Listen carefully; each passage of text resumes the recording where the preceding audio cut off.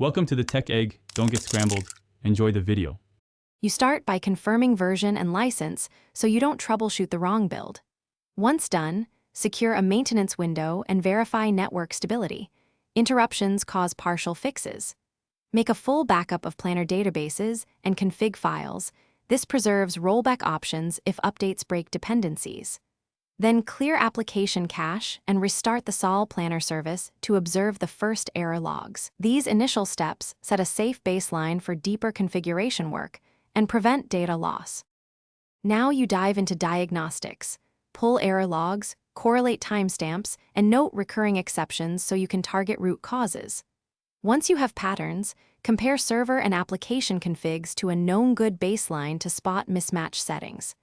Make one change at a time, update a dependency, apply the vendor patch, or correct file permissions, then restart and recheck logs. This controlled approach isolates which action resolves the issue and avoids compounding problems by changing multiple variables. Finish by validating core workflows and having a test user perform typical tasks so you confirm functional recovery. Make clear documentation of the fix and update your runbook, then enable monitoring to catch regressions. If the planner still fails, switch traffic to a verified backup instance to restore service quickly and preserve troubleshooting time. Key troubleshooting tip: when symptoms persist, reproduce the fault in a staging environment and capture fresh logs before escalating to vendor support. This gives focused evidence for faster resolution.